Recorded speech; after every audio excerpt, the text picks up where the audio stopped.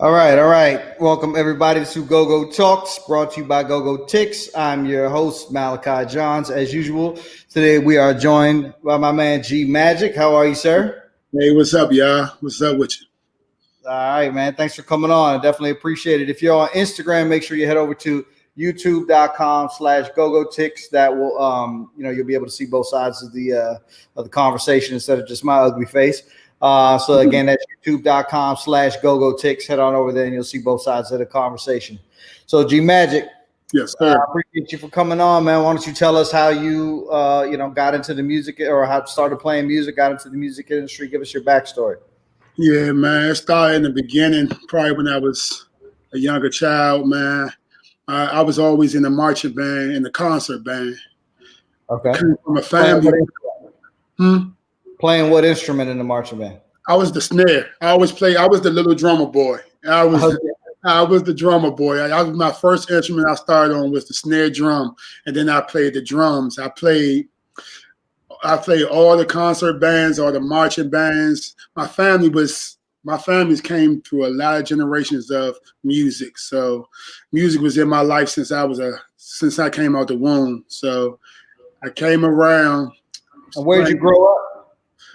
Right there, I grew up and right there in Southeast Washington, D.C., right there in the Stanton Terrace area of Stanton Road. Then I moved to the Berkshire area in Maryland.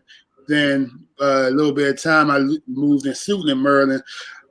My mother was in Parks and Rec, so she had us everywhere. So everywhere in D.C., Maryland, Virginia, I was at. They knew my face. They knew my mother's face in some way, somehow. Nice. That's what's up. So where did you? So before you started playing in the band, how did you even I mean, I know you said you had a musical family, but did you start playing instruments before you got into the band? Like when did you start? All right, I would say I started playing an actual instrument in my 7th grade year. I started playing the drums, and when I started playing the drums, I went to Andrew Jackson Middle School, and I was playing the drums, and I met Kyle Prince and John Pox, and we met outside in the summertime.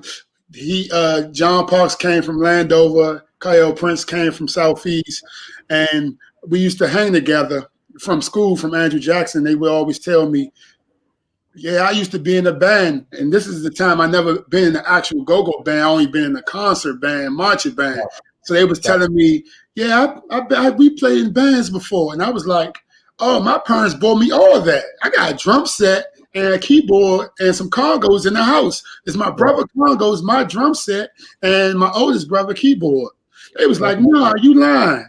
I was like, nah, come on. So we all walked from the basketball court to my house, and surprisingly, I had it. From then on. So real quick though, so you say your brother had the congos, your older brother had keyboards. Did you and your brothers play music together coming up too, or no? No, what we did was we played African drums coming up together. I was taught African drums when I was younger, so we always had a million instruments in our house. But as far as playing together, the only thing we played together was the African drums. We never really sat there and played drums. He played congos, but we played the congos together, the African drums he taught me. So how do you feel like that, having that background, that basis of knowing the African drum? How do you, I mean, I don't want to interrupt your story too much, but how do you feel like that has sort of permeated through the rest of your career? Does that give you an advantage, you think, to know that actual structure and that actual skill? It gives me 120% advantage because any type of music starts from the sound of the drums. I mean, you might have some that doesn't, but 99.9% comes from the drums. So if you know that rhythm and know that you're supposed to hold down that tempo, everything else is smooth sailing from there. That's musicians' number one problem. If they have if something wrong with them, they can't have the rhythm. They can't be on rhythm. They can't catch the beat. And as Chuck Brown would say, it doesn't mean no thing if you ain't got that go-go swing. Right. What's up, Jerron? So you and Cardell Prince and I forgot the other guy's John name. Pox. yeah, so you guys are on the basketball court, and then you head on over to your place where you have the all the instruments, and then what happens from there? Well, that's from then. We said, you know what? We starting a band. I had a little tape recorder. Mm-hmm. I said, you know what? We're gonna press record. We press record, and we started making up songs. And we were WW wrestling was very in back then. So all the wrestling songs we converted and made them to go-go songs. Nice. Every single one. That's right. And then after that, then we start to become serious. And my oldest brother, Jamel Schultz, seen that we were serious. So he said, if y'all gonna be really serious about this, I need to find X, Y, and Z. And if y'all find X, Y, and Z, come to me and I'll manage y'all band. And we found that. we went. So what was the goal? The goal of this band was like, who were your influences at this time? Like, if you're like, okay, we're starting a go-go band, who were you trying to emulate? I mean, maybe not emulate exactly, but like, who was like, we want to be like Razzies, or we want to be like Northeast Groovers, or we want to be like what? When we first started, we wanted to be like Backyard. We was the baby Backyard. Our lead mic name was Baby G. Our singer, facts. Our singer, Buddha Reginald Carter, he was Baby Wincy. Let me give you some background history. We had a clothing line named Bodego Sports. Shout out to Lavelle Long. Yeah, that took us under the shoulders. And everywhere Backyard played, we played. Every time someone in Backyard didn't show up, whatever spot the keyboards didn't show up, I filled in for the keyboard spot. The body player didn't show up. We had one of our members filled in for we was their backups. So that's all we wanted to be. That's sort of how OP Tribe was in the 90s. The same kind of thing. That's yeah. Okay. Yeah. Yep. Okay. Yeah. OP Tribe was sort of was the not the Baby Backyard per se. I mean, they didn't sound the same or whatever. But so did Baby G? Did Baby G sound like G2, like how Six from Raw Image did, or? So back then in them ages of go-go, it was always a fake voice. You used to make your voice sound deep. Even if you had a deep voice, you made it sound even deeper. Yes, he had a deep voice, but he definitely put a little auto tune on his voice to sound more like G. Big shout out to Gus. Big shout out. What year are we in now, roughly? 2K2. So 2000. Okay, gotcha. Yep. Okay, all right. But so I'm trying to think what I was doing I guess I was in LA in 2002, or no, I was in Vegas in 2002, and then okay. So yeah. So what was the name of the band again? Cold Hearted Band. Cold Hearted. Okay, I remember seeing your name. Yeah, I remember that. Okay. Rest in peace to our drummer, Spot Dog. Okay. All right. Yeah. So. Okay, so then from how long did that last, and what were some highlights? Cold Hearted lasted we went like 5 or 6 years strong. 5 or 6 years strong. Then we all ventured out and did other things. We started doing clubs. We started some of us started being a promoter. Some of us started being an actor. Like John Parks, he went down. John Parks, he went down LA and started. We hung out when I first moved out here. Yeah, because we live not too far from where I used to. I'm down in Long Beach now, so we're a little bit further away. But no, that's my man. Yep, good dude. He did his acting thing. Me and Buddha, we ventured out and started a band called Dream Team. Yep. So and everybody else just started doing their own thing. So at that moment, we dismantled Cold Hearted and said, okay, we all doing separate things. We just going to dismantle, and we still support each other. I mean, every day still hung together, no matter what. Even we still got a saying called Cold Hearted for life to the day we die. That's what's up. That's a dope name too. I like that name. So Buddha, this is Buddha. Camera Buddha, right? You talking about, right? This Buddha, yep. Fat Boy Swag. Yep. I couldn't remember the name of it. Yeah, no, he's definitely is one of the first guys that I really noticed that really started putting out real good video content. So that's man, we used to live together. He used to be glued to that computer. I seen him from the first day he got a computer. Shout out to Doughboy Dream Team. He was the first man, one of the second managers that was our age that that gave us the way and gave anything we needed. He was there for us and gave it to us. He gave Buddha a camera, and Buddha didn't turn back ever since. That's what's up. So Dream Team, was that band more like the bounce beat style, like were you still following the backyard form? At that moment, Dream Team was still more of a breakdown was still is the majority.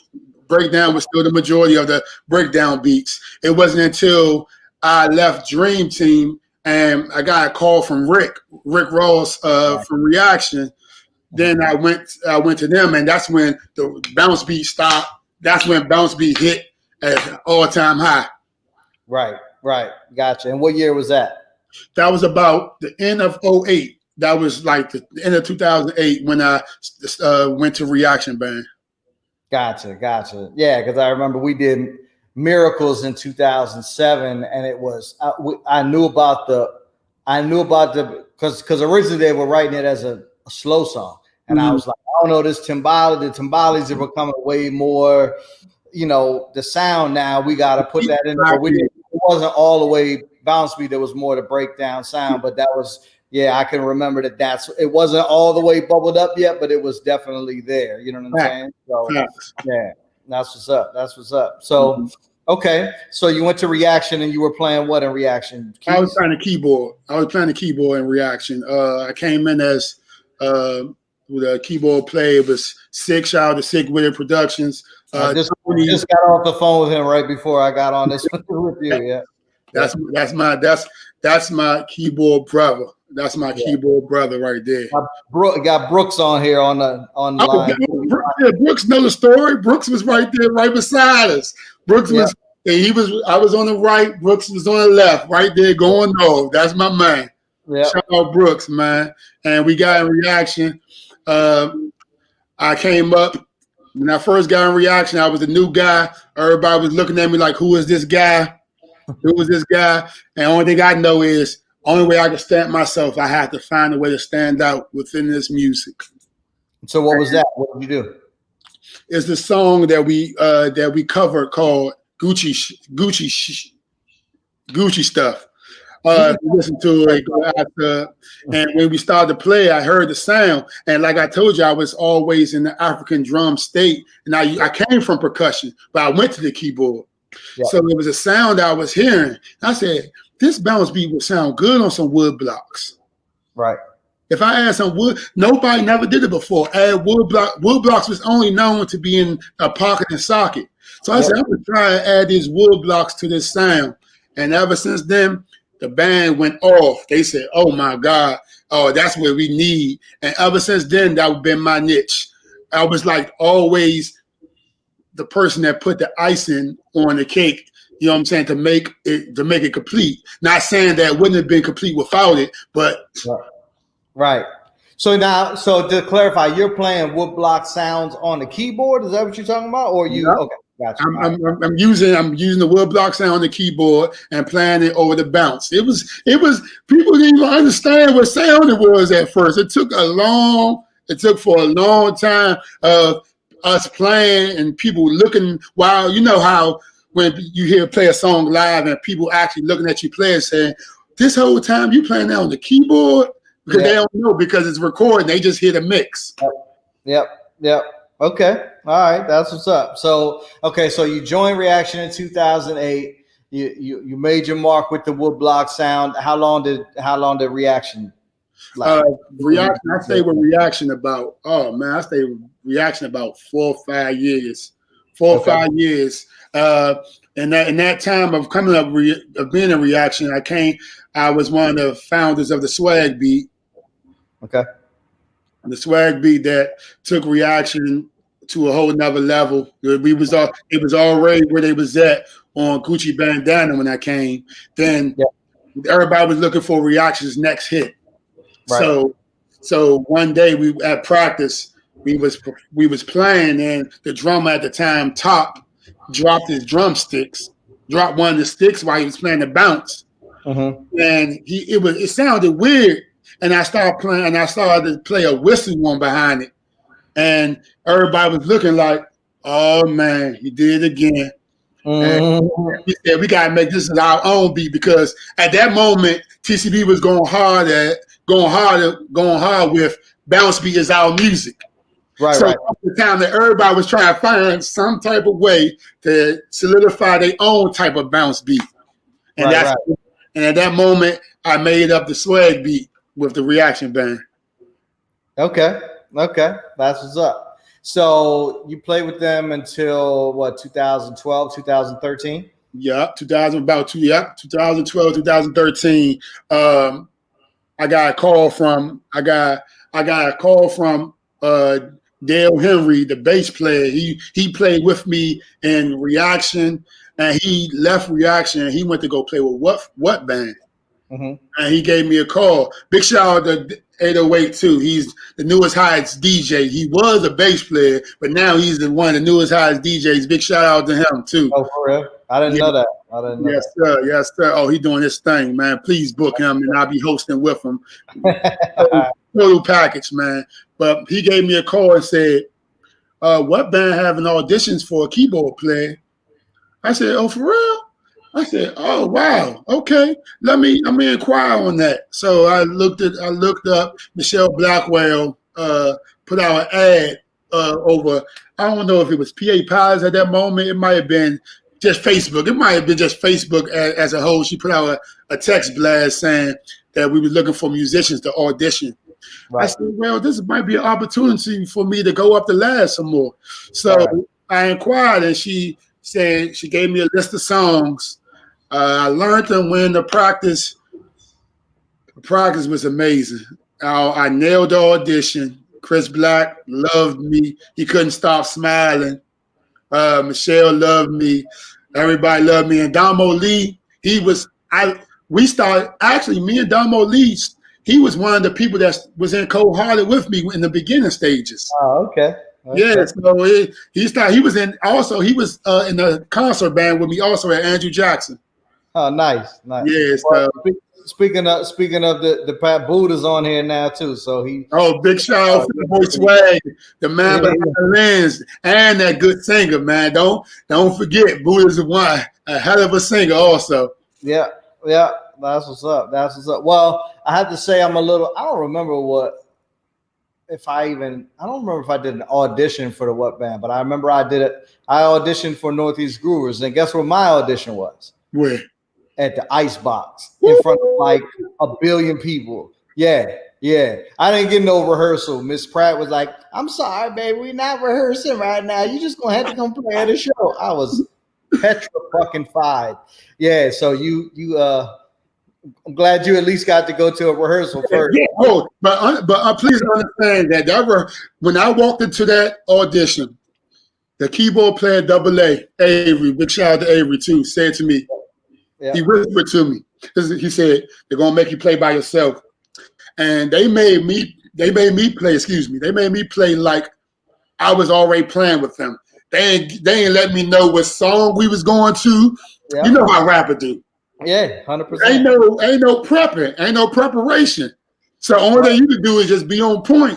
So they told me I had to play by myself. I had to play samples, I had to play 808, I had to play transitions, all on the one. Yep. Like it was like I was at a show. And that was, I think we had practice on a Monday. And on that, after that audition, Michelle came to me and said, "What you doing Wednesday?" I said, "Nothing." She said, "Well, can you be at Club Elite at 10 o'clock? I said, "Yes, I can." Yes, I can. She said, "Okay." And ever since then, I was rocking with What Band. That's what's up. So that was 2013. Is that right? Yeah, at the end, probably the end of 2012, began 2013. Okay, gotcha. So 7 years you've been there, and you left for a minute, right? And then came back again. Is that right? Yes. Well, yeah, I left. I took a leave of absence. I was, you know how sometimes in business things don't go your way, things don't go their way, and sometimes you need to step away and then come back and hit the reset button. There's nothing wrong with it. It's the way of life. Right. So I want to dig into that just a little tiny bit, and we don't have to get into the specifics. But the purpose of this show is trying to, I've obviously, I was in go-go for a long time. I played in a lot of different bands, and even at the top level of bands, there's still a large amount of, whether it's intentional or unintentional, dysfunction.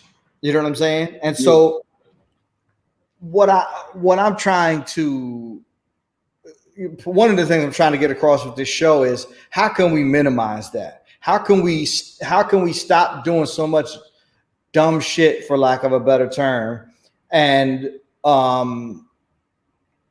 just do what works and what's going to be beneficial to everybody in the long term. And so, I don't need you to get into the specifics of what happened, but are you able to sort of, maybe say, oh, if I maybe would have handled things this way, or if they maybe would have handled things that way instead of the way that it was handled, then it wouldn't have gone that way.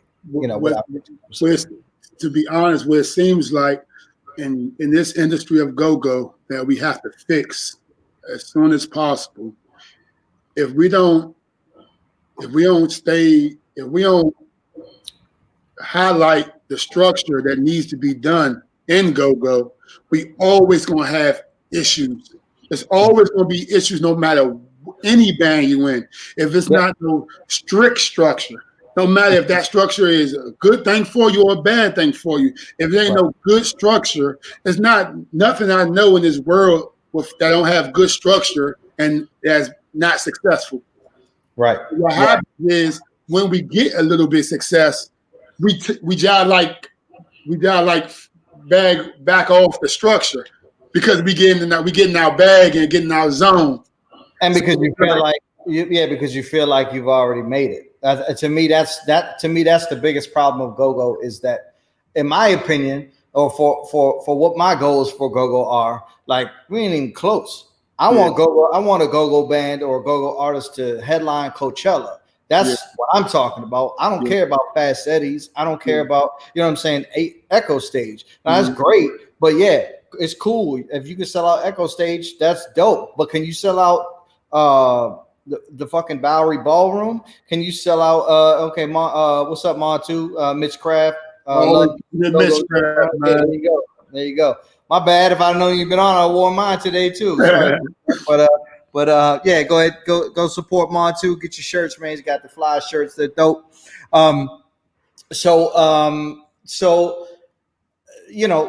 you could sell out the Echo Stage, but can you sell out, like I said, the Bowery Ballroom or the fucking Palladium out here in LA? Like, that's what I want for go-go, because I feel like there is no more powerful form of music live that I've ever seen. And I booked, everybody from fucking Michael Bolton to Mint Condition to, you know what I mean? Like Rick Springfield and, you know what I'm saying? Run DMC and, everybody that you could think of, and nothing compares on a live, from a live perspective to go-go, but we just can't figure out how to keep our egos in check and can't figure out how to make records, really. And the thing is, it's not even, and it's crazy, because I can't even really say it's really egos.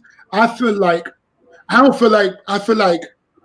it's like people become complacent because they don't realize that, okay, I'm getting this quick money. They don't, in the industry, they sell records. Then their side money is the gigs at the shows and the performances and stuff.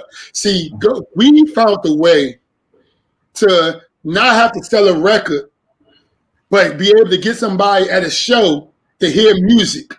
It's like our fans don't care that our fans don't care that we're not putting out music, as far as the way the industry goes, as long as when they come to our shows, it's a party. Yep.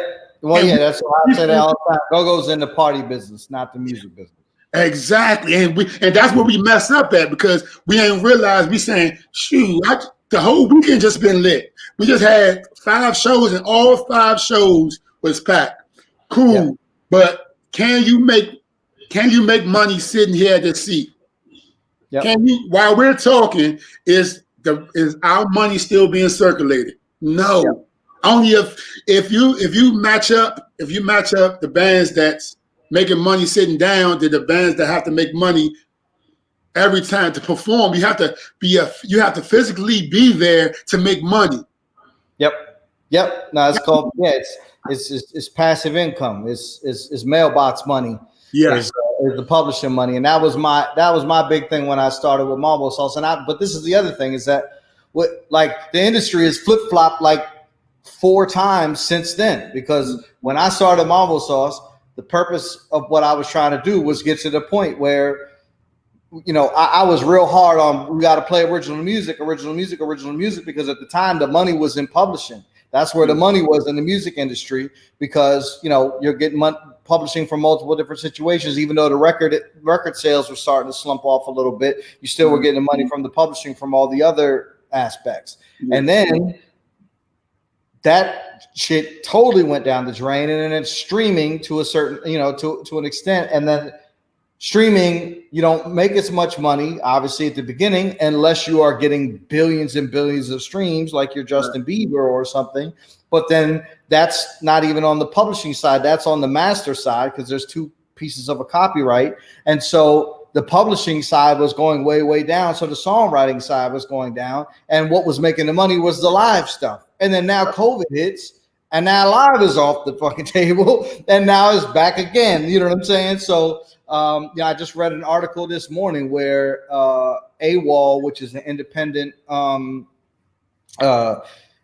distributor, they're sort of like a label services company where they don't sign they don't own your masters. Mm-hmm. They license your masters, and they put them out, and you pay them to do label services and promotion and stuff like that a label would typically do. They have, I don't remember the exact amount of artists that they have, but there was a few hundred artists that they have on their roster that are making 100,000 or more a year just off of streaming. You know what I'm saying? Which that's a career. Yeah. You know, and it's not easy to do that, but at the same time, it's still possible. You know what I mean? So anyway, we can go down that rabbit hole. But I sort of interrupted your story. So the What Band 2013 till now, what are some? But we touched a little bit on on the separation part. But what are some highlights and some lessons that you've learned from that time? One thing I learned dealing with What Band is that if the structure, like the reason you're gonna hear me in this video say a lot, in this interview say a lot about structure, because I have learned that structure can make you and break you. Yep. It can. I mean, when I say make you and break you, I mean make you and break you. It can make you be where you need to be, and it can make you not be where you need to be. Right. And one thing I learned about What Band is we at our top, and big shout out to Backyard, Rare Essence, even Northeast Groove, is all of them. But What Band was at their peak when they had the best structure. Mm-hmm. When they had the best. What do you mean by that specifically? What does the best structure look like? Like, what does that mean in real life? Okay, the best structure in real life is McDonald's. Mm-hmm. When you go to McDonald's, when you go to the drive-thru, it's prompted already of what your order is, and no matter what, when you go there, it's going to be prompted, and it's going to be 1 through 10. The order might change, but 1 through 10 is going to be right there on that prompt. When you go in and ask for certain stuff, what you're going to get and when you're going to get it. That McDonald's is going to be open at this time and it's going to close at this time. Mm-hmm. It's everything that McDonald's do, they do it no matter what. No matter what, anybody could tell you their hours, they could tell you their menu, they could tell you their new sandwiches, they could tell you their new specials. They have the best branding and marketing ever. And What Band, I felt lost that structure when social media started to become popping. Mm-hmm. Well, I want to, if you don't mind, I want to stay on the structure, the McDonald's analogy for a little bit, because how does that I know what you're saying, and McDonald's is the best example in business of how to build systems. That the systems at McDonald's are so good that a 16-year-old can run the shit because everything is listed out. This is how you do it. This is how long you cook the burger. This is how long you make the fries. Everything. So there's no guesswork involved. It's just done. It's just a system, very, very famously so. But what is that? How does that translate into a band specifically? Are you talking about as the consumer? I know what to expect when I come to a show, or are you talking about as a band member? I know what to expect when I come to practice, when I need to learn something. Like, what does that mean exactly in relation to a band? A little bit. I touch base a little bit both. As far as a consumer, I know this band is going to be here on this day. I know to expect this band no matter what this band is going to play. I know if this band says we're going to be at Club Elite on Wednesday, starting at 10, they will be there. I know as a band member, if I know we need new music, that the new music is going to be there. I know we need promotion, that the promotion is going to be there. As far as bands, we can speak specifically what band, since I was there, what band. I felt like we fell off a little bit on our structure on promotion. We had music, we had the personnel, but we didn't realize that we couldn't do everything ourselves. At first, it was cool to do everything yourself because back then it was all word of mouth. It was like the reason I compared it to McDonald's because you can't Checkers or Wendy's can't get a new burger or a new sandwich or a price deal without McDonald's backing it and getting their own also. Right.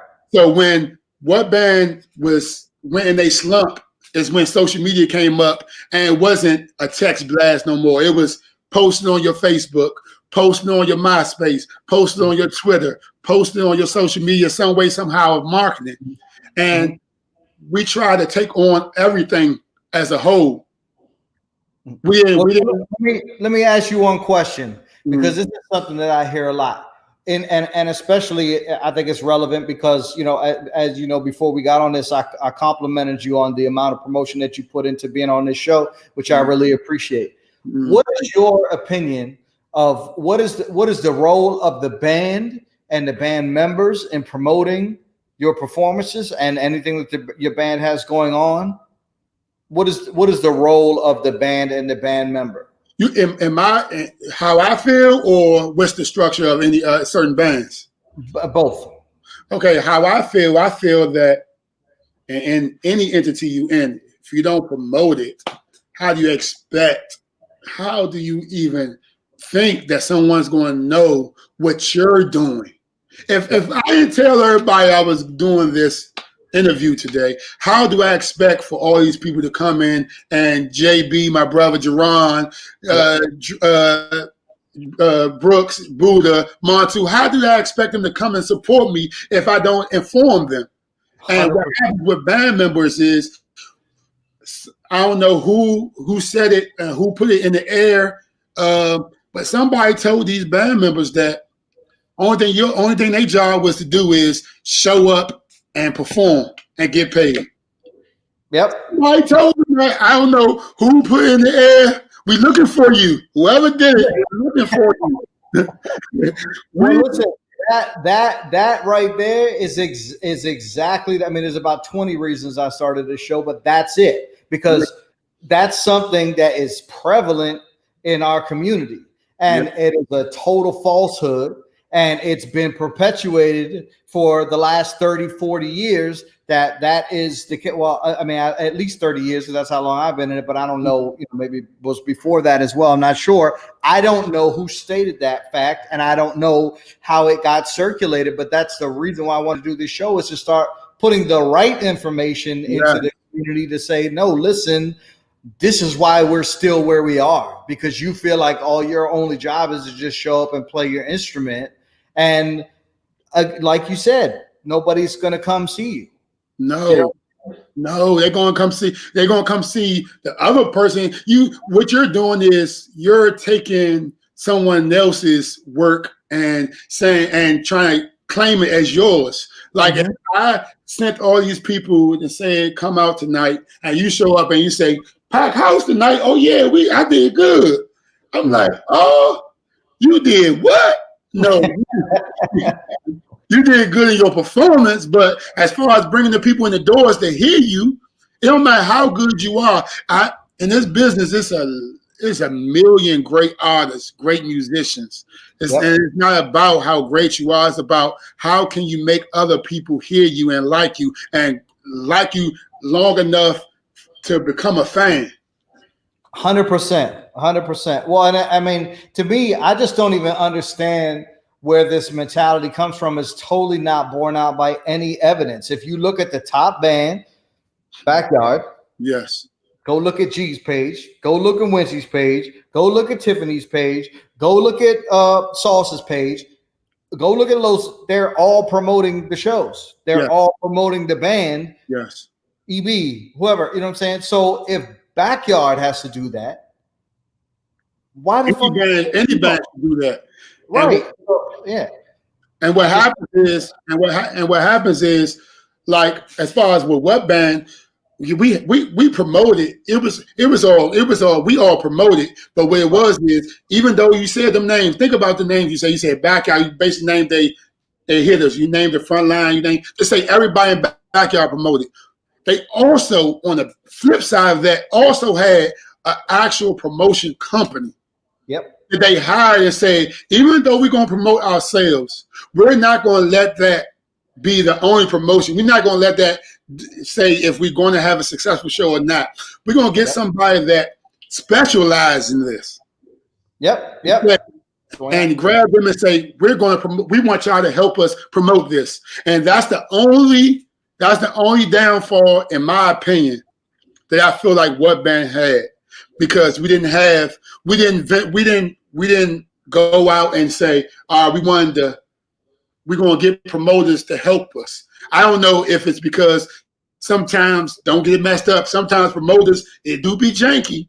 It is a lot janky, and you get burned a couple times and you be like, I don't want to deal with nobody else. I don't want to deal with nobody else. I only want to deal with my people, because I don't got time for the person to say, I couldn't pay you your pay because of this. The whole time you couldn't pay your pay because you seen all this money and you don't want to distribute it right.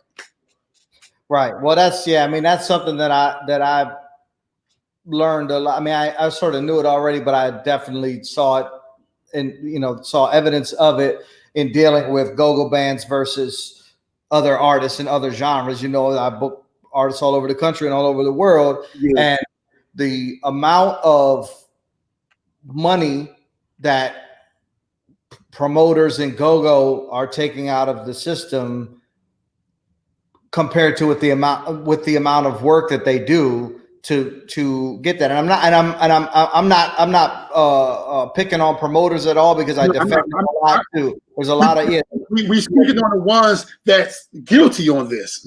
Right. Exactly. Yeah. There's two sides to every situation.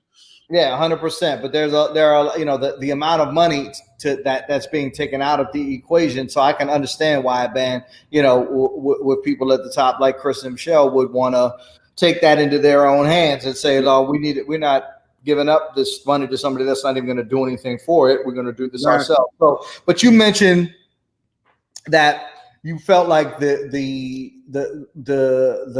fall off point was when social media came up. So that's another big thing. Do you feel like, why do you feel there's such a disconnect between, I guess it's sort of self-evident. Everybody's getting older. Like, there aren't young go-go bands, you know what I mean? But why aren't go-go bands able to sort of reinvent themselves and say, okay, here's this new technology and we're really going to take advantage of it? And it's like they wait until it's like been going on for 2-3 years and then start to take advantage of it. Where do you think that comes from? Why do you think that happens? Because what happens is, when something new comes along, the people that's winning on whatever's old is in disbelief and say, okay, it's something new, but I'm not going to change my ways. I'm not going to change my ways because my way is working. And they be correct. Their way our work. Their way is working. But what they don't realize is you got to like you said, reinvent it. You got to reinvent yourself, and you got to reinvent your structure. You got to reinvent your music. You got to reinvent your whole self as a brand. And sometimes if you don't be specific on what you reinvent, you might get lost. So, and like for example, with what band, what band was so able to make an announcement at a show saying, "Look, y'all, we're going to be at Tradewinds Fat," and I've seen this. Listen, we're at Club Elite on Wednesday. Listen, y'all, we're going to be at Fat. We're going to be at Tradewinds on this Saturday. You know what?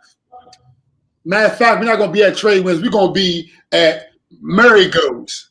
And when you pull up the Murray Goes, you would think that they sent out text blasts. You would think they sent out flyers, but it was only through word of mouth of rapper or Shell making an announcement on the mic. Right. Fans distributed it. Right. Well, one thing I do sort of remember vaguely about what, and I feel like I may have been in a casino mix or something and not really 100% paying attention. I do feel like you guys were one of, and I assume it was when you were there, did start taking advantage of either just video on Facebook, or maybe I think it was earlier than Facebook Live, but I remember that it was TV. Was it? That was before me. That was What Band TV. What Band TV? Yeah. So I don't want to like paint What Band as being like these technophobes that don't take advantage of technology, because I do remember that being sort of a big and controversial thing. So they did sort of take a risk of that. So basically, do you think it just got to the point where it was just like, well, we have our fan base and we're cranking, and so that's all we really need. I mean, it was a win. It was a win-win. It's like you can't tell someone that they need to change something if they're winning while they're doing it. Right. that was if you ask Chris and Shell, that's always my. Anytime we had an argument, the argument was only stems on marketing, and it was like they was like, G-Magic, we've been winning like this forever. And I'm like, yeah, yes, you have, but eventually we're gonna have to change this way a little bit.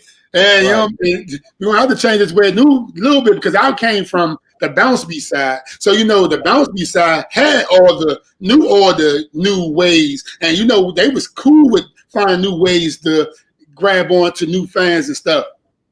Right. So I was hipping them on the way. So it was a tackle, it was a scruffle on trying to get them to understand.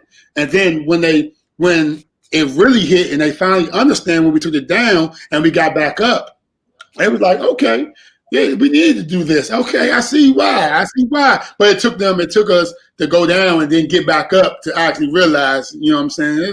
Sometimes that happens. Right. Yeah. Well, I mean, that's life. I mean, I think, sometimes you gotta, if it ain't broke, don't fix it. You know what I'm saying? And then it's gotta break first before you realize you gotta fix it. But at least they did have the foresight to say, okay, well, it ain't working anymore, so let's make it. Make it work. You know what I mean? So I mean, it doesn't help that you got a killing ass band, and the best to ever do it on the one, in my opinion. You know what I mean? So so in the intake questions, one of my questions is, in one sentence, what do you think can move GoGo to the international stage? And before I sort of get to that question, at any point in the career that you described, was it ever in your brain, let's try to make this a national thing, or was it always just, we're just doing GoGo the way GoGo is? Or did you ever have a thought of wanting to do something more? Man, I always wanted to do something more, because I always seen that this industry is based on artists that's doing the same thing that the front line is doing, or the back line is doing. Because if you look at Beyonce, if you look at the latest BET Awards, what did they do? They just had their artists play with a live band. Everything is like, you make it big in the industry if you start playing with a live band. When you do unplugged, when you do everything. So if we already doing what the industry is trying to get us to do, why are we missing it? We're missing it because we're not letting them hear. We're not letting the national people hear what we have to offer, because we're not making original songs. Not only are we not making the original songs, we're not recording them. We're not making a visual for them, and we're not getting it published and making it a package. We always halfway do it. We make a song but don't record it. We record a song but don't make a video. We make a video but we don't market it right. It's like we never take all three steps. Mm-hmm. Mm-hmm. Why do you think that is? Because Go-Go is waiting for that weekend money. They get blinded by the weekend money. And I can say I've been blinded. I ain't gonna act like that weekend, that 4 shows a weekend, that 6 shows a weekend, holiday weekend pay, and all that don't blind me and say, okay, let's get it. And realize, then I start realizing, dang, all these practices we doing, we're not practicing for nothing national. We practicing for the weekend. Mm-hmm. We practicing for the show coming up. We ain't practicing to have an out-of-town show or to get our show played nationally. We're just practicing because we have 6 shows this week, and we gotta make sure the crowd that shows up there is happy. Right. And that's not what we're supposed to have been doing. So, what do you think? What do you think the Shy Glizzies of the world, the Rico Nasties, the Zammans, what specifically have they figured out that Go-Go hasn't? Like, why is it that Go-Go has been pretty much in the same position for the last 30 years, and you've got 20-year-old rappers who don't have the knowledge that we have or the experience that we have, that are 19, 20-year-old rappers, or like Logic, you know what I'm saying, that are coming out and selling out arenas, and we're still worried about Babylon. Facts. I think that's because we don't have our paperwork together, and by us not having our paperwork together, we could be railroaded. And Go-Go is so much. They try to make it so street related and make it street. The Go-Go is the street of DC so much that they don't even want to make themselves legal so we can have the opportunities to do these things. I guarantee you, Logic, Shy, and all them people have all their paperwork together. And what happens with Go-Go is they don't want nobody wants nobody to clock their money. So quote, they say, no, they don't want nobody clocking their money, so they don't get tax IDs. They don't get the things they need. So when these high people, these collar people say, oh, you want Go-Go? Go-Go's not official. Oh, let me close down the legends because Go-Go is not official. And how can you stop them? What you gonna say? No, you stop my money? They're like, what money? Like, oh, you got money that you didn't tell us about that we're not taking taxes out on? So it's like everybody try to use Go-Go as like a drug dealer situation. And that's the wrong lane to go in Go-Go, because no drug dealer can nationally promote themselves. Right. So now we have Go-Go that we're trying to keep under the grid, but don't want it to be under the grid. We want it to be national, but we don't want nobody to clock our money. Right. But do you think it's only a business thing, or do you think it's a music thing too? Do you think it's because I mean, in my opinion, if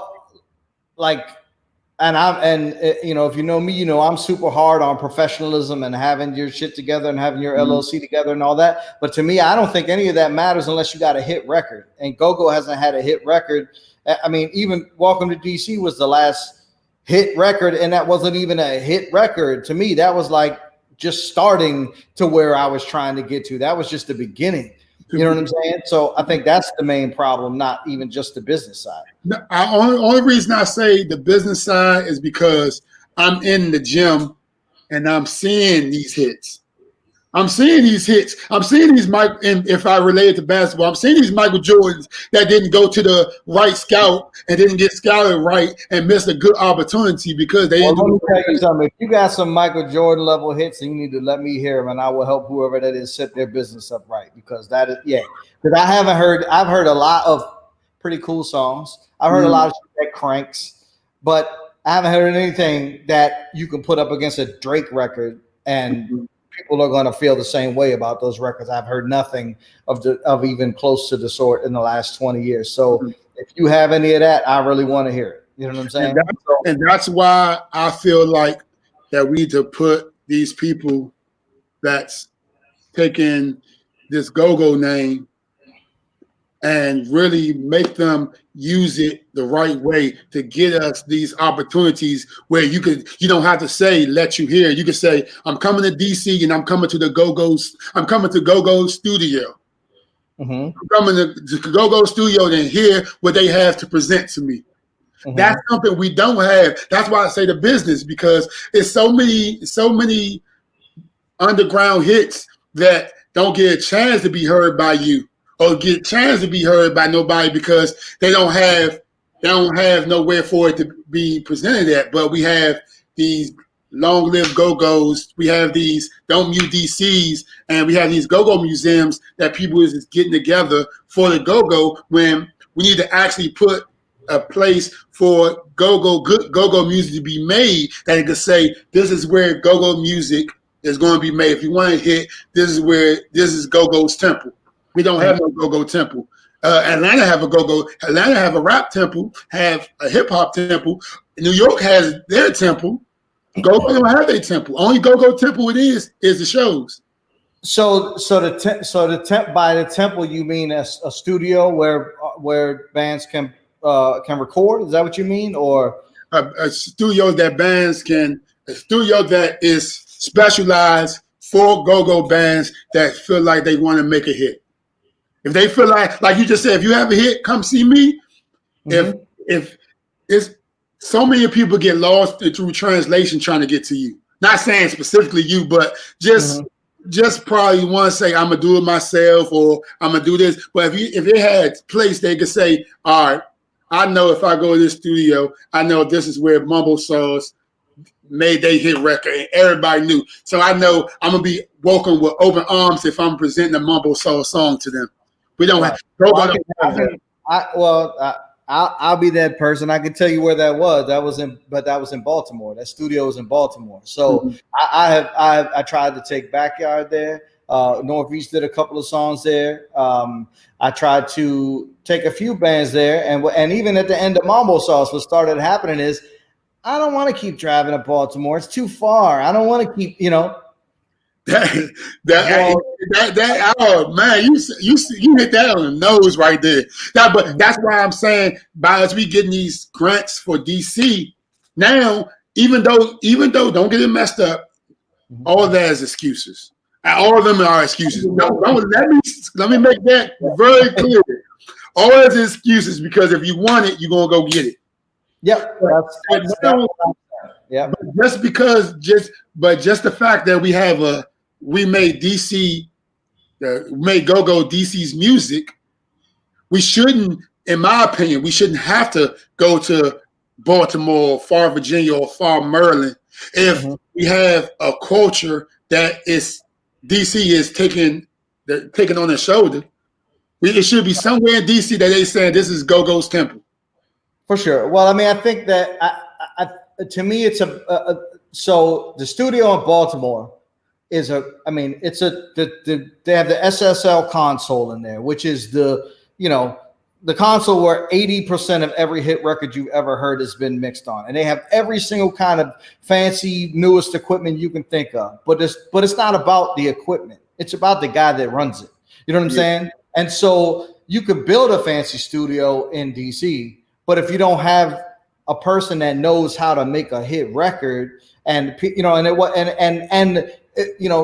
not to take too much credit, but I produced that shit. You know what I'm saying? It was me and him together. I mean, of course, the band wrote it and was in there and recorded it as well and had input and all of that. But it was me staying there 3-4 hours after the session's over and getting there 3-4 hours before the next one starts, saying, turn the congos up, turn the congos up. We got to get that in there. We got to get that cowbell in there because it doesn't sound like go-go anymore. Yeah. We got to make, what I'm saying? We got to. So the only thing I would say, and I don't disagree with you at all, is that you could build a $20 million studio in DC if you want, but if you don't have anybody that knows how to run it and make hit records, it's kind of pointless. You know what I'm saying? Yeah. Appoint me the person to do it. Yeah, you're the person. I got it. Give me one song. That's all you need, and we'll be in there. I'll be right there in LA with you. All right, that's what's up. Well, I want to touch on something your brother actually said. He said, "So this is your brother, right, Dr. JB Schultz?" Yeah, yes, sir.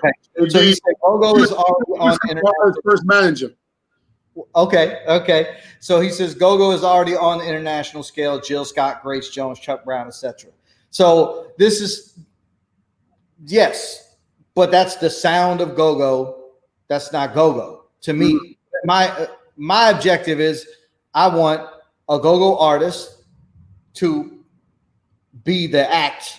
You know what I'm saying? Like to be the act, not to say somebody used our sound that's a national artist. And I feel like I had 32 on a couple of weeks ago, and I think I was talking to Rasan from Backyard about this last week too. I feel like we have like a governor. They put a governor on a car that says you can't drive you can only drive so fast or whatever. They put a little governor thing. I feel like we have a governor in our brain in the go-go community that says we can only go this far. Like go-go is only allowed to do this much. And I think that's bullshit. Mm-hmm. I think that we are the problem. You know what I'm saying? And 32 was like, well, record labels don't want to sign 10-piece bands and they're not trying to. Okay, well then why do you need a 10-piece band? Right. Don't have a 10-piece band. If that doesn't, so all I'm saying is identify the problems, which is what this show is for. Not in a negative sense. I'm not trying to like just be negative and say, oh, we're just fucked up. Mm-hmm. Gogo is powerful and beautiful and amazing, and we stand in our own way of having the success that we could have. Mm-hmm. Because we think that we can only come at things from this one specific angle. You know what I'm saying? I got my girl Yendi on here, that's like Welcome to DC and Miracles. And, she at Marvel Sauce was the smallest band in go-go history at the time with 7 people. Mm-hmm. You know what I'm saying? And that was on purpose because I knew nobody's going to pay to put a 14-piece band on tour when you can't prove that you can sell any tickets in Ohio or what, you know what I'm saying? Illinois or whatever, you know what I'm saying? So it's like, how do you, okay, so let me ask you this question because I've asked this of a lot of people on this show. Do you need a band to be go-go? Unfortunately, no. You need a keyboard tech, in my opinion. Okay. All right. So if my opinion is if the problem with getting go-go outside of the area, there's multiple problems, but the main problem is this: go-go is best experienced live, right? That's not a controversial statement. No, it's not. But the thing is, you can't. I'm a booking agent. I run a booking agency. I do this all day long. Well, before COVID, I did. Mm-hmm. I'm not going to be able to convince a talent buyer in Seattle, Washington, or Vancouver, British Columbia, or Paris, France, or Tampa, Florida, to book a go-go band, even if they like the music, because they have no reasonable assumption that they're going to sell enough tickets to make more money than what they are charging, right? Mm-hmm. And the way that this works in other genres is either that artist, rapper or R&B band or whatever, goes to another city and says, we're going to book a 2-week tour or whatever, give us a door deal where we're responsible for promoting ourselves and we get a percentage of what comes in the door. And maybe this time it's 10 people and we make $200. And then the next time we hope it's 50 people and we make $500. And then the next time it's 100 and then we make whatever. And it just keeps going up from there. Or they have a hit record that plays in that marketplace. Go-go bands don't do either of those two things. We don't make records that play in other places, because we feel like if we make a sound that doesn't sound exactly like what go-go has been used to, then it's watered down, or it's not authentic, or it's not go-go anymore, which I understand and I get it. You know what I mean? There is a line, like you can't, that you have to draw the line somewhere, or it isn't go-go anymore. And I get that. I just think that line is malleable, and it depends on your band, and it depends on your sound. But we also we can't go and play. You can't go and play, or you can, but good luck convincing 10 go-go band members who are used to playing 6 times a week and making $150 a night per person to go play in Cleveland and maybe make $20 and probably make nothing and have to like eat ramen noodles on the way out there, which is what rock bands do. Which Yendi will remember all of these conversations that I had with Mambo Sauce about how I was running that band at the beginning. The ramen noodles came up a lot in the conversations. So if the mentality is we can't do that, then you can't do that because you have too many people to pay. So okay, you got a 10-person band. Well, you just told me that you don't need a band, right? Yes, sir.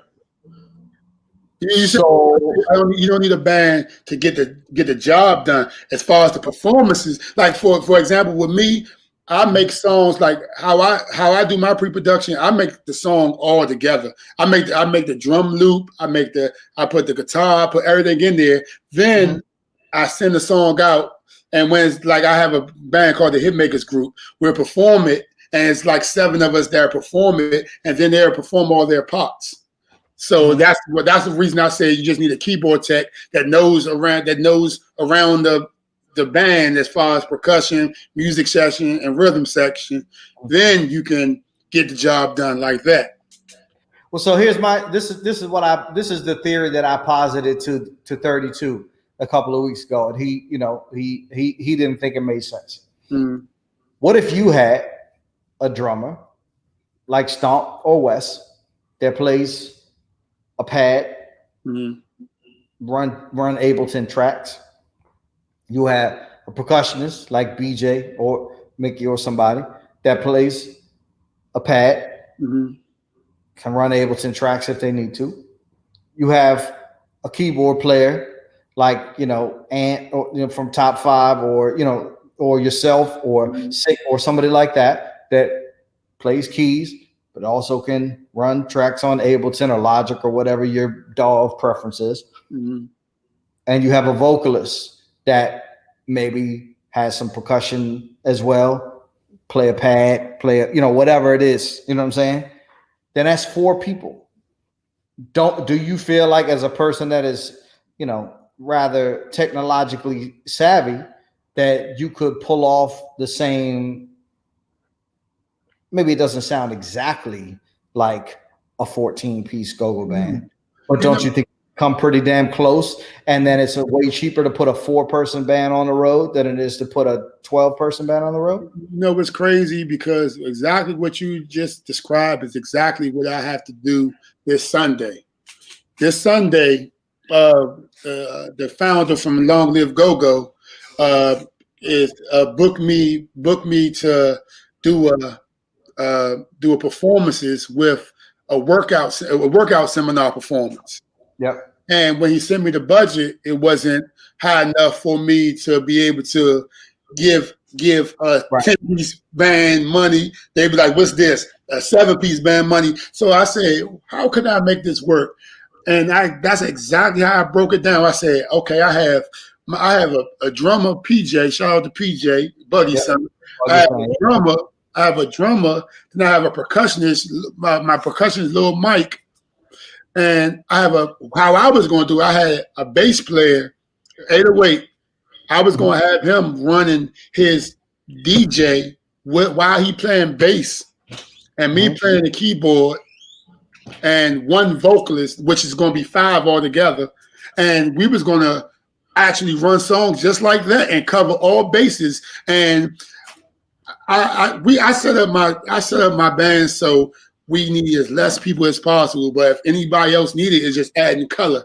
It's going to add more. But as long as you have the mesh of it, we be able to get the job done, and that's exactly what we got planned for Sunday. So I feel like we get that done automatic. Buddha, if you're still on here, I need you to go film that because I want to see it. Okay, I will make sure Fat Boy Swag is in the building on that. Yeah. It's actually we're going to be actually on 14th and U from at 11 a.m. as we're going to be performing from 11 to 12. So I'll make sure I grab you some footage for that, and I'll make sure I grab some visuals for that. That definitely need visuals anyway. That'd be dope. That'd be dope. I love to see it. So I saw your post earlier, and it's something that I posted before as well, and I think it's really important. It's the cartoon of the guy digging a hole or digging a tunnel. Yeah. And he like you see, there's like this much dirt left. The guy's over here. And over here is like gold or diamonds or something. I forget what it is. And it basically says, "Don't give up because you're almost there." Never know. You never. Let me tell you. I got right to say that quote. I gotta say that it says, "If you are not careful, you may give up when diamonds or blessings are just a few inches away." Yeah, exactly. Thank you for clarifying it. So. I guess my question would be, what are the diamonds for you? What's the goal? Like, what is it that you're striving for? My strive is for success, for me to be able to build success for a platform for others to be successful. Mm-hmm. Because I feel like no success is good if you can't give success to others. You can't you're not really successful if you're not able to pass your success to others and for them to be successful and you be successful as a group. So I'm that me saying keep pushing and keep fighting, because sometimes you be ready to give up and the whole time you never know, because that person in that picture didn't know that the diamonds was 2 more axes away. If you go to the picture, one picture say don't give up because you got 1 or 2 more hits away to success, but you won't know that if you give up because you're not going to see it. Right. Well, but what is your definition of success? I guess is what I'm asking. You know what I'm saying? What goal are you striving for? I mean, I know you want to share it with other people, but what is it that you want to share? I want to be able to my end goal. If I have to say what an end goal for me for when I'm doing as far as my music career is, I want to be able to find a way to teach others and teach the youth. I'm not even here for my age. I'm not here for the elders. I want to be able to teach the youth that there's a way to not have to change the narrative. You know what I'm saying? That's I'm trying to change the narrative, because I have seen so much that people be so pressed for guns and violence and all this. And I want to show them that the narrative is to be successful and win and be alive and be able to share your wins, not be able to look over your shoulder, not be able to have to not to be able to have to feel bad because you sold someone some bad drugs, or have to sell drugs, or it's so many good ways to be successful. And I want to just show them my success is to show people that you could be successful and you don't have to do it illegally. Gotcha. So that's sort of a perfect segue into, I think, so there's a young man who we posted a couple of times on GOGOTIX that you're working with, who is quite obviously got some star power. Yeah. And so why don't you tell us who he is, tell us the story of how you linked up with him and what's going on with that. Yes, his name is Mikhail. See, what happened was I was at a gig. I got booked for a gig a jam session that my man out of sight Mike Drummer called me for. And he said, "Hey, G Magic, I got a call," and they said they wanted G Magic to perform at this outside event. And I said, "Okay, cool. I mean, I definitely come perform." Got the business straight. Came in the midst of me setting up. Two little kids came up to me, and they was, before they even walked up to me, they was just like sizing me up, looking like, okay, I see instruments, and I know when I was their age, I'm wherever the instruments at. So when you say their age, about how old are these kids? 8. 8 years. Okay, all right. So it was a basketball court. It was a playground. It was everything they needed to enjoy themselves, but yet they had the instruments. They were checking out your keyboards. They were checking out the keyboard. They were checking out the drums, the congos, and the mics. So in the midst of us preparing to perform, getting our set list together, 2 little guys came up to me and said, "We trying to rock the mic." I said, I thought it was funny. So I said, "You don't know what you're doing. You ain't trying to rock the mic. You don't know what you're doing up there." And you don't tell no kid they don't know what they're doing when they doing. So it was a battle. He was like, "Yes, I do. You tripping. I know what I'm doing." Man, I said, "Oh yeah, he confident." I said, "You sure?" He said, "Yeah." I said, "All right, I'm gonna see what you got. All right, don't get the slumming. Don't get the slumming." He said, "All right." So in the mid, we start to perform. So this was sound check. So we should start performing the sound check. So I said, okay. I never heard them on a mic before. So, all right. I said, "Go check that mic for me." He said, "All right." He went up to the mic, grabbed the mic, and he started jamming. When I realized he was on beat, I said, "Oh, he know what he's doing." So I said, "All right." At that moment, it wasn't no sound check no more. Mm-hmm. At that moment, we was performing. It was a performance. People started to come up. People started to take out their phones and record, and we laughed. And the whole time, we're warming up to a What Band original, Crystal Skates. Yep. So he's whole time, his mother, come to find out, his mother said he liked Project 71 and What Band, and that's some of his favorite bands. So when we started to play that song, he started to jam. He started getting his jam even more. So I seen him look at me because I seen he still didn't know all the way what to do as far as it's all right. I know I'm just not supposed to be just sitting here. So when I seen him turn around to get direction, I said, not only is he know what he's doing, he know when to turn around and look for direction before where to go next. Right. After that, it was smooth sailing. Before I even got home, I got sent a million videos of the city paper contacted me saying they want, who is this guy? Who is this? They said he looked like a baby rapper. I was like, yeah, that's crazy because he knew the song. He knew the Crystal Skate song. He knew everything to do. And he was just phenomenal. So I got in touch with his mother and his father and said, I got to get this kid in the band with me. Because currently, right now, what I'm doing is I'm in the mindset of making a kid band. Right now I'm putting together a kid band so I could change the narrative and let these kids know that you don't have to be a rapper. Because right now, rappers is at an all-time high. You know how it was to be in the band?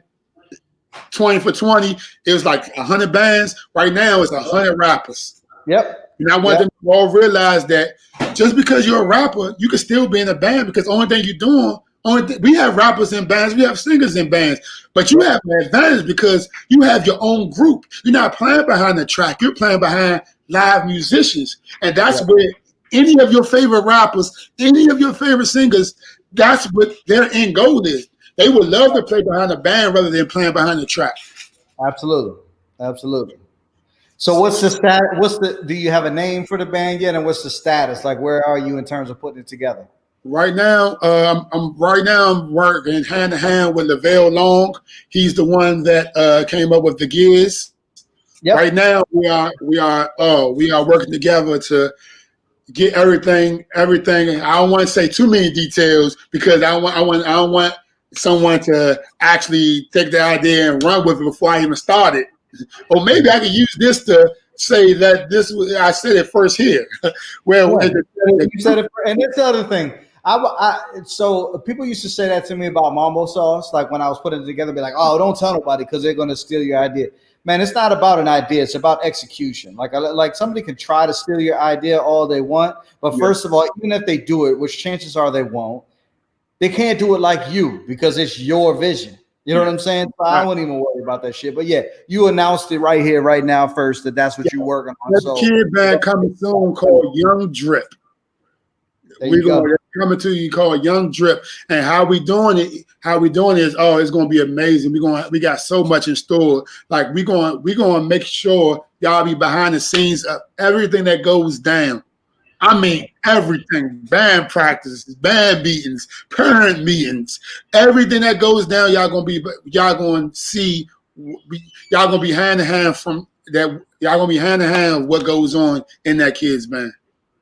Right. So I'm confused, but I'm assuming this is Parker because he said, "Hey, my man G, and much love to Malachi. He gave me the opportunity to get a spot in LA with him when things wasn't going well, but then it's under your name." So I'm confused, but I'm assuming that's Parker. That's who? John Parker, right? John Parks. Okay, hey, Parks, not Parker.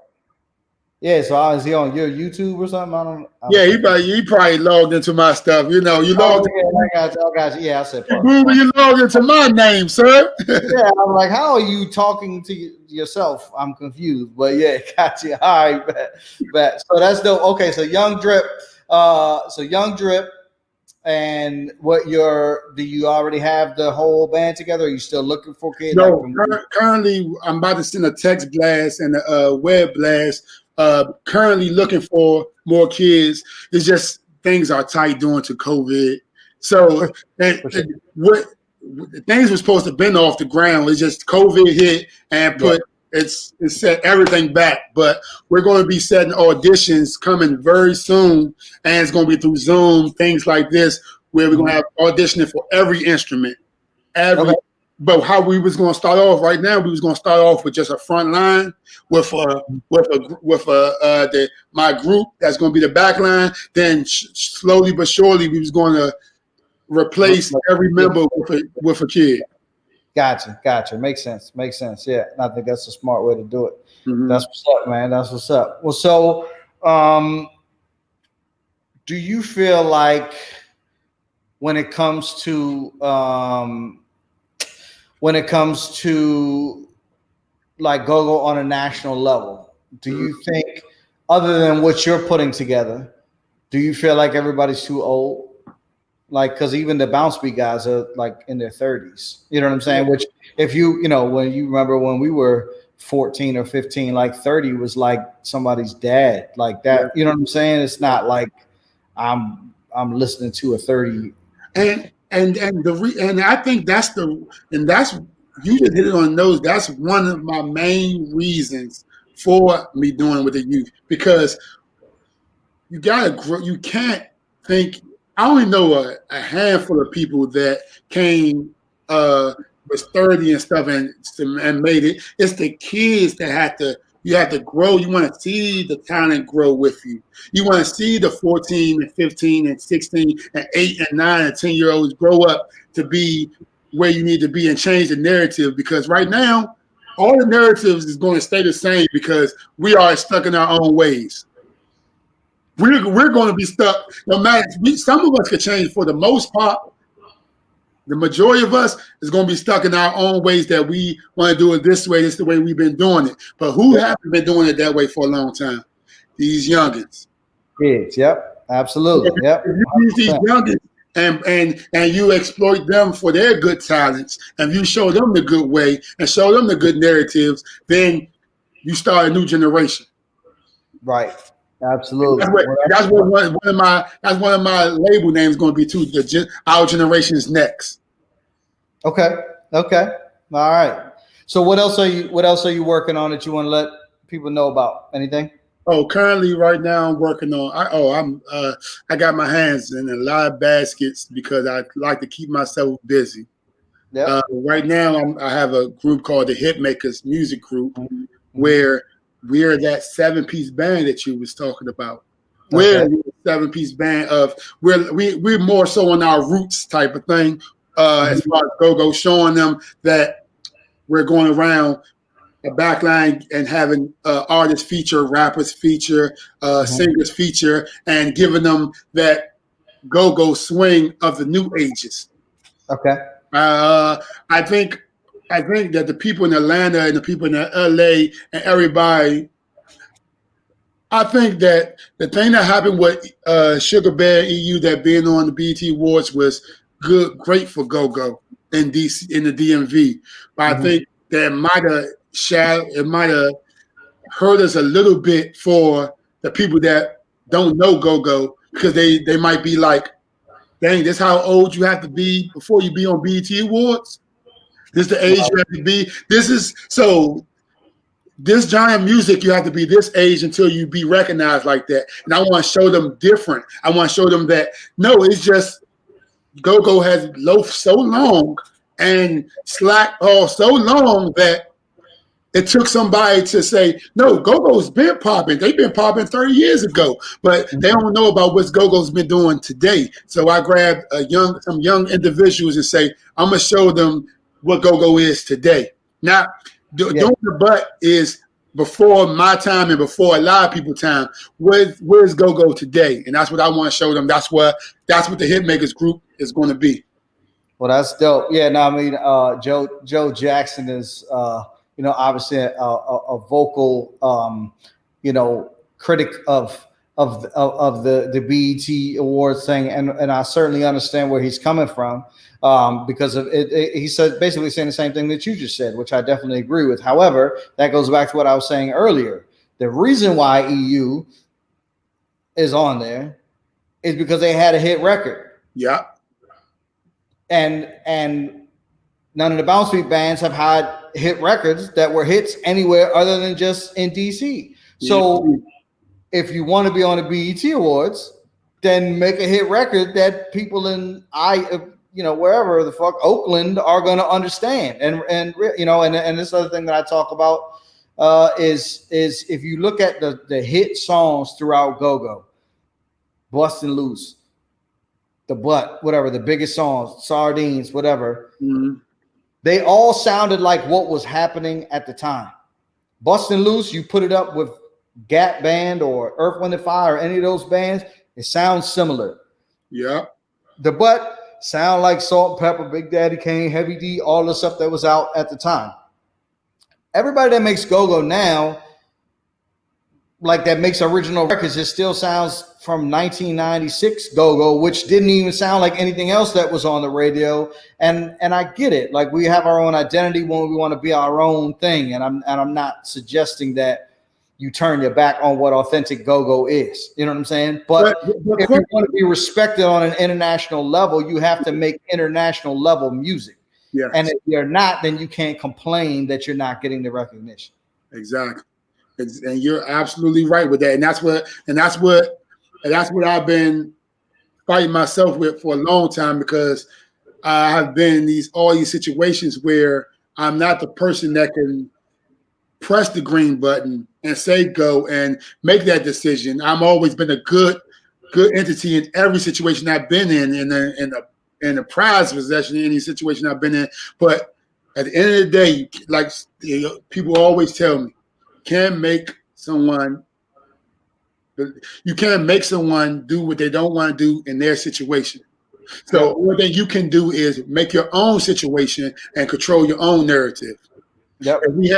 If we have new material and give this new sound and have with all this, I'm gonna go back to it, have the business in line, because like I say, I be going to these young bands projects, because what I do is I go to young bands practice and they always call me and say, G-Magic, I need some help. We need some help. We need to get our keyboards together. We got this song that's not all the way together. We need help. So they call me and I be in that practice and be like, dang, these youngers got some great ideas, but they not seeing past Fast Eddie's hangers and these clubs. Yep. So the only way to change it, and with the new generation, they don't see nothing about what you have done. Only thing they see is what are you currently doing. They don't. Right. I mean, when I say they give a kid, like that's where the OGs fell off at in this new generation, because they all talk about, they always saying how what they used to do and all that, and this new generation do not care about.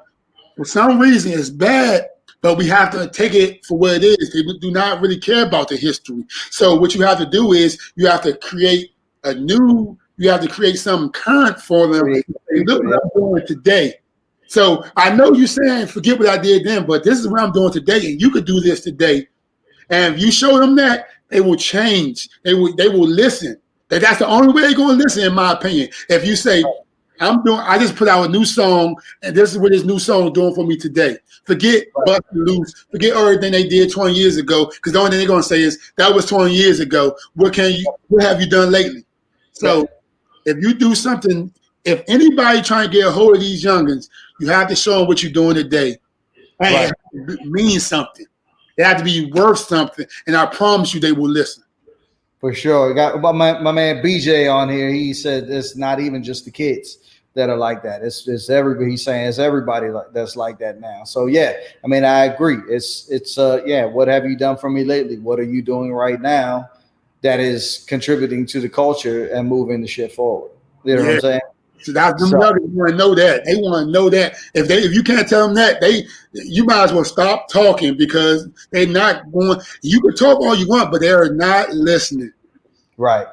So when you talk about these younger bands that the ones that you said you went to help and they had great ideas, are there? And well, first of all, how young are we talking about? I asked a question on the Instagram the other day, like, what's the youngest?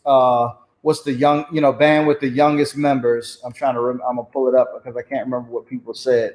I think I remember that post. I think it's like the Full Bump, AJA, Drama Squad.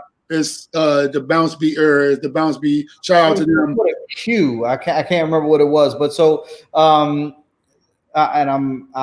I can't get to it on my phone right now, but so these bands that you're talking about, you're working with, around what age do you think they are, and are there any of them that you think?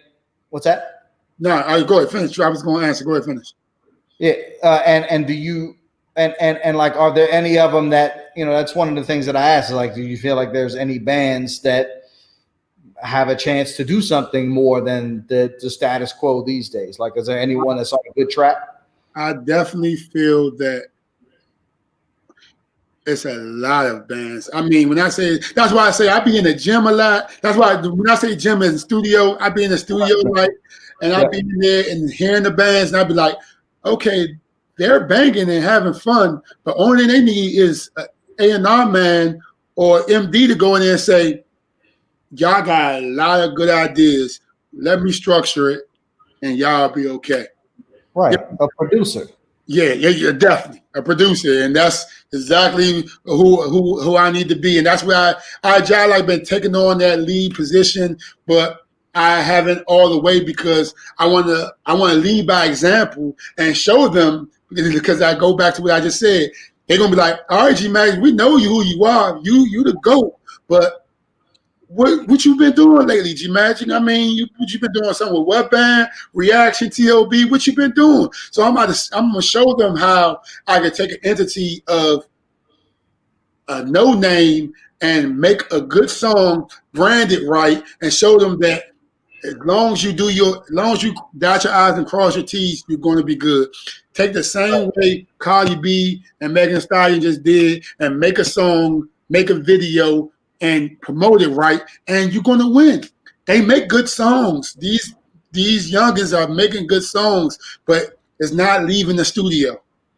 It's not even the studio. They're not recording it. Gotcha. They're just playing it live. Well, They enjoy performing. They just enjoy performing. And whoever their managers is not doing. I'm not saying they're not doing a good job, but they're not using in that lane of production and making sure they get production, get the product. They're lacking on that part.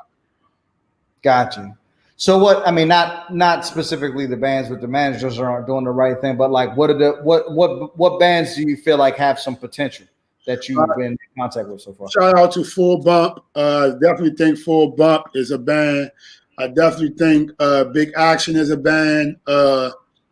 Big Action. Big Action. Okay, I've never heard. Also, this other XIB, they recruitment, they getting their stuff back together, and they doing a good sound. I was just with them. That was my last band I was with. Big shout out to Reds. They was in the studio. I was in the studio for a whole nother reason, and this is what I like. I was in the studio for a whole nother reason, and happened to go up there because they need some EQing in the monitors, and I was up there, and the keyboard player was playing. They needed some help adjusting their sample, and as I was up there, it's hard for me just to be somewhere and hear something and not just speak on it. So it was like, G-Magic, can you help us out a little bit? I was like, listen, if y'all, all you gotta do is A, B, and C. Y'all already got it. Just A, B, and C, and y'all good. And once they did that, they whole momentum built, and then they went to 3 or 4 more songs, and them 3 or 4 more songs they already knew what to do because I gave them the structure. Once you give them the momentum of what to do, they just the same thing in a different song. You just putting it in different orders. Right. Either it's ABC, CBA, or BAC. Right. In the industry, you listen to any song have an intro, any song have a verse and chorus. Bridge chorus. Yeah, it's not that complicated. Although now there are a lot of I don't know if you know about the project that I've been working on, something that I started called 70/70 Sound, and I got some producers working on doing bounce beat stuff, and I had them initially started doing remixes, and the reason for that is not because remixes are the ultimate goal, but because the song structure now is different than the song structure was when I had Mambo Sauce. You know what I'm saying? But Welcome to DC is like 4 minutes and 12 seconds, which is even long for when you should be 3.5 minutes back then. But now if you listen, these songs are like 2 minutes long, 2.5 minutes long, especially even if you listen to me and Brooks who were working on the remix for the Lil Baby Bigger Picture joint. And if you listen to the structure of that song, it's not a normal song structure. It's like 18 bars of a verse that goes into a pre-hook that you're not even really sure is a pre-hook that goes into a hook that doesn't even really sound like a hook. You know what I mean? So there's a lot of sort of massaging of the traditional song structure going on right now in popular music, and a lot of that has to do with the technology, just like we were talking about earlier, not necessarily social media, but streaming versus, because if you notice, Chris Brown, remember Chris Brown a year ago or so put out a 30-song album or something like that. It's because the more content you put out, the more you're monetizing that content, as opposed to I'm going to put out 1 or 2 hit songs and I'm going to have another album that has 17 other songs that nobody gives a shit about, but people are still paying $20 for the CD. So it doesn't matter. All I need is those 1 or 2 songs. But now it's flipped because of the way the technology is driving the culture. You know what I'm saying? So, I mean, I don't want to go too deep into all of that, but yeah, I mean, understanding song structure is very important. And obviously go-go traditionally doesn't follow traditional song structure, which is fine when you're playing live, because that's sort of what makes it special. But if you're trying to record an album or you're trying to record a record, that's the problem, because bands go into the studio trying to recreate what they do on stage in the studio, and that doesn't make a good record. If any other genre of music records the record first and then figures out how to play it live, not the other way around. And so we handicap ourselves. Yeah, that's right there. That's what I was saying earlier. That we had skipped. We skipped so many steps, and we the live band. We is what artists do after they make an album, after they get all these record sales. Then they make a live version, unplugged and all that. We starting off with that. Right. Exactly. So we have to realize that, and when we go in the studio and say, okay, even though we're a live band, we have to understand that people don't want to hear instrumental.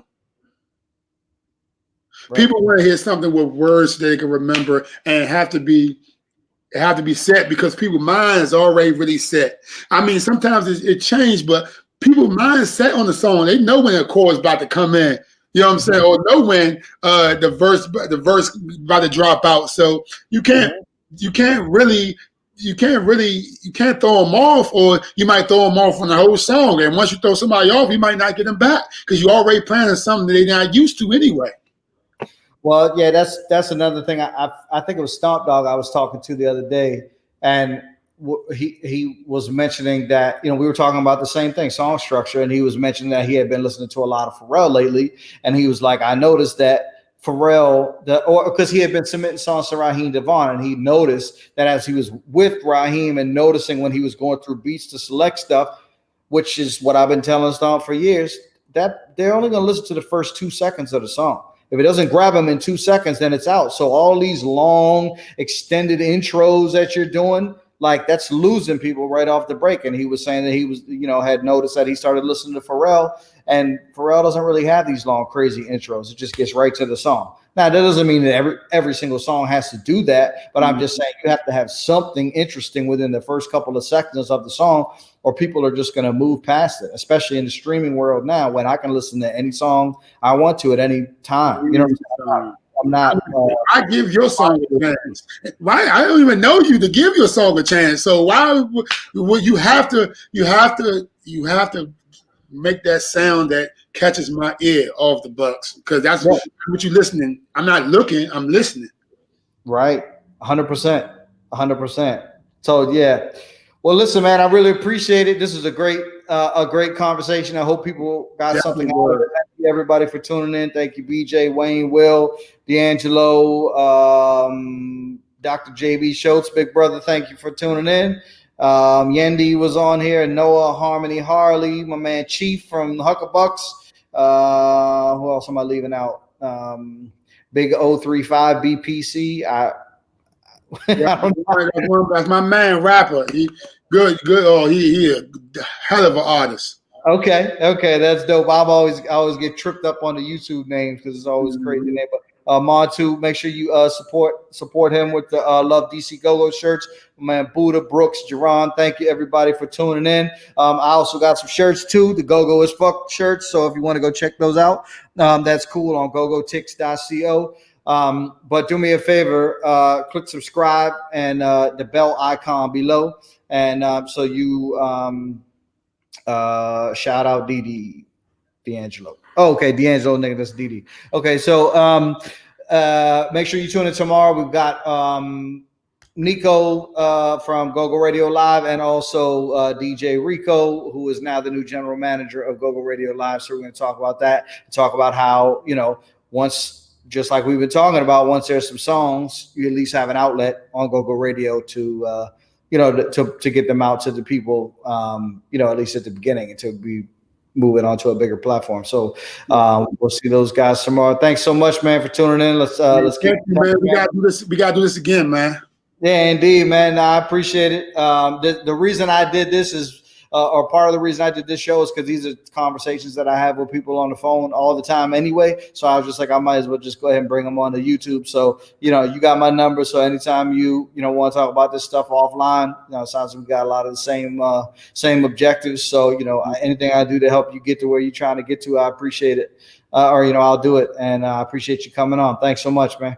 All right, man. Y'all sign out. You look at me, GMagic_Hitmaker on IG, man. There you go. That's what's up. Go follow him now if you're not already. Oh, okay, we got Eric. Go play a book. Yeah. Man, he came on at the last minute, but yeah, this interview will be up again. If anybody came in late or missed it or want to share it or whatever, it'll be up on YouTube.com/GoGoTix. It usually takes a few hours to to populate, but it'll be up so you can check out anytime you want. So thanks again, man. We'll talk soon. All right. All right, man. Have a good one. All right, thanks everybody for tuning in. I appreciate it. Again, please click the subscribe and the bell icon below. The bell icon will give you a reminder anytime a new show is coming up. So hopefully you can check those out. We got a lot of good shows coming up, and I got a lot of good shows that already happened. GOGOTIX.co is the website. The show listings will be up there as soon as we confirm them. I'm not as far ahead on the booking as I'd like to be, but the shows, the upcoming shows will be up there. Upcoming, I know we have Dr. Natalie Hopkinson, who was on the Go-Go documentary. We got Yendi coming up. We got my man Rob from Huckabucks and Thump Studios coming up. So just make sure you stay tuned, and thank you guys so much. Love you too, E. Appreciate it, man. All right. Thanks, guys. Have a good one.